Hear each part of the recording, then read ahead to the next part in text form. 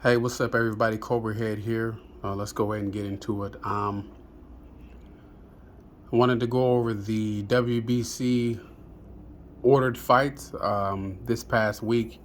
It was the 60th annual WBC convention down in Acapulco, Mexico. I thought it was a very constructive and forward-moving convention for boxing. So I really just wanted to get into these fights that were ordered. There was quite a bit of fights, so I just wanted to go through each ordered fight and give a little bit of a breakdown, not too much. First, let's go with Stephen Fulton versus Brandon Figueroa 2. I really don't see the purpose of this fight being ordered again. I would like to see Figueroa face at least somebody like Luis Nery, or the big fight that I'm really want to see is him versus Inoue. I think that fight's got to happen. I'm seeing Inoue on a lot of pound for pound lists, but he hasn't really been tested, in my opinion. I think his biggest win is 40-year-old Donaire. It's not really flying off the charts for me. So I think Inoue is unproven. I think Stephen Fulton is the perfect matchup. Then we have Fundora versus Tony Harrison. I think that's a really good matchup. I would give the slight edge to Fundora. Tony Harrison always comes to fight, so I think that'd be a really good fight. I'm kind of looking forward to that one. I believe both are under Al Haymon also, so I definitely think that fight can happen. Next, there is Teofimo Lopez versus Sandor Martin. So if anybody doesn't know who Sandor Martin is, that's the guy who upset Mikey Garcia. I really don't see Teofimo's team taking that fight. They're really not going to take a fight that high of a risk at this time, with him just coming off of the upset loss to George Cambozo. So I don't think Teofimo is going to take that fight. I would be very surprised. I think I saw a tweet the other day where he said Sandor overpriced himself. So you already know what time it is when Teo starts that stuff. So I don't think that fight's going to happen, but we'll see. Next, we have Shakur Stevenson versus Issac Pitbull Cruz.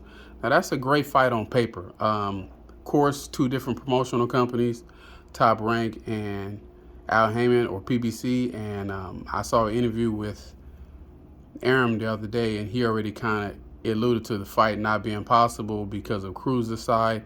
I would have to agree with him on that. I don't see Al Haymon putting Pitbull in the ring with Shakur. That'd be a great fight, but I just think based on the two styles, I don't see Shakur losing that fight to Pitbull.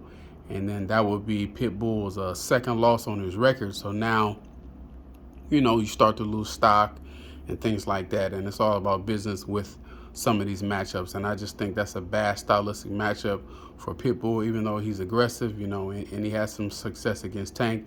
It's just Shakur is just, he's just on another level. I don't really see Shakur losing to Pitbull at all. I think Pitbull may win maybe 1 or 2 rounds. That's a easy UD for Shakur. Shakur is very talented. Next, we have a fight that we already know about. That's Benavidez and Plant. But what was interesting is Benavidez's manager, Sam, I forget how to pronounce his last name, Laukowitz or something like that. He requested that Benavidez Plant winner be the mandatory for Canelo. So they still got their eyes on Canelo. Canelo's pretty much being backed in the corner, whether it's Vivo, whether it's Jamal Charlo, and whether it's Benavidez. So Canelo is, he's going to have to fight or retire, So you can't duck these guys, for too long. So I would say within the next 12 to 18 months, it's definitely going to be, some smoke in the city. And we're definitely going to see who was going to rise to the top. Next, we have Spence versus Thurman. I have mixed thoughts about this fight. I remember when Thurman was shunning Spence back in the day, and, you know, Spence felt a certain kind of way about it, so he doesn't want to give Thurman an opportunity, you know, because he wants to, you know, treat him like he was treated. Talks fell through between, you know, Terrence Crawford and Spence, and I think Al Heyman and the PBC side that they do want to make this fight happen strictly for revenue reasons. That's it. You know, I would say the mystique or just the idea of these two fighting, it will generate some revenue. It does have some pay-per-view worthiness, and I think Thurman will get up for the fight. I really don't know if, you know, Spence is really going to put his foot down and say, nah, this fight is not happening. You know, so it's going to be pretty interesting to see what happens, or is Spence going to just drop everything and just go to 154? We'll see. You know, I do think it's an interesting fight, so we'll see how that plays out. Next, we have Wilder versus Ruiz.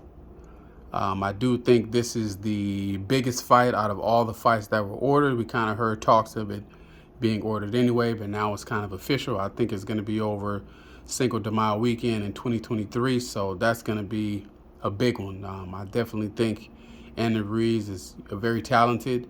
He's got, you know, some sneaky speed and some sneaky pop. He's a shorter guy. I've never really seen Deontay Wilder fight a fighter as short as Andy Ruiz. I think he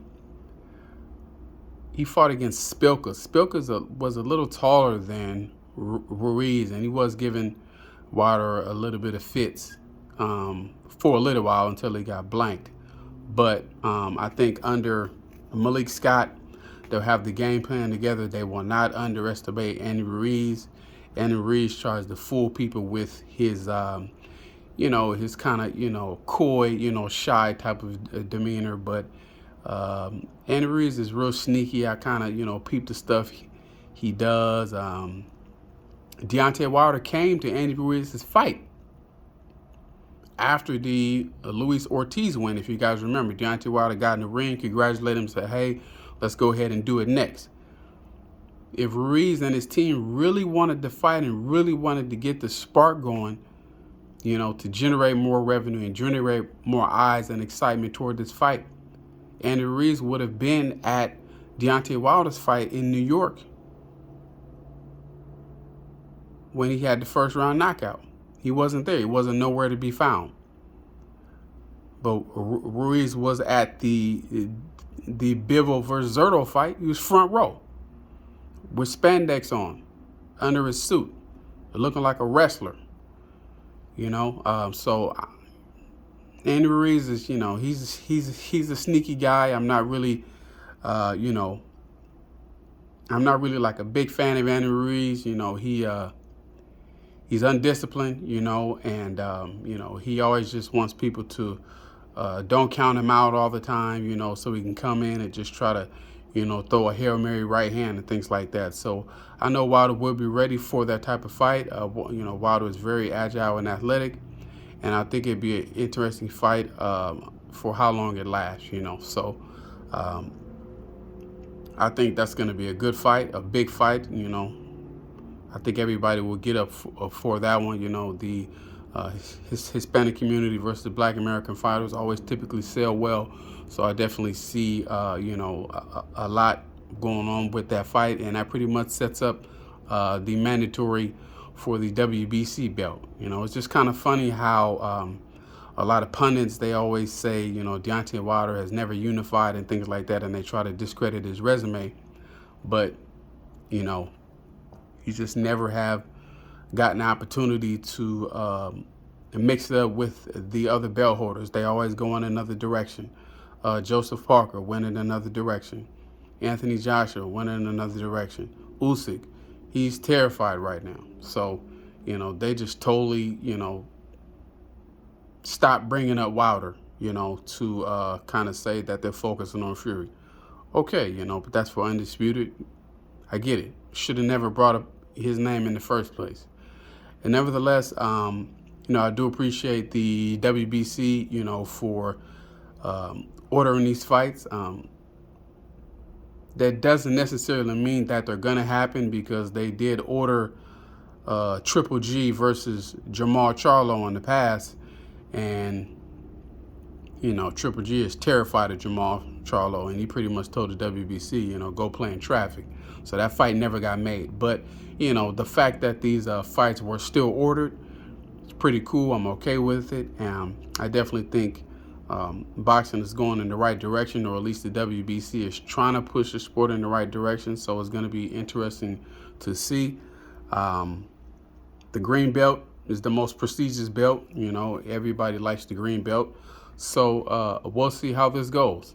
And that was all I had on these fights. Just quick hits on them. You know, I will get into these, you know, fights as they're actually signed going forward in the future. So that was all I had. Everybody have a good one. Cobra Head out. Oh, and don't forget to please like and subscribe. We definitely need more traction on these videos. Please like the video, share the video, comment, and subscribe. All right? We're trying to grow the channel. Thank you.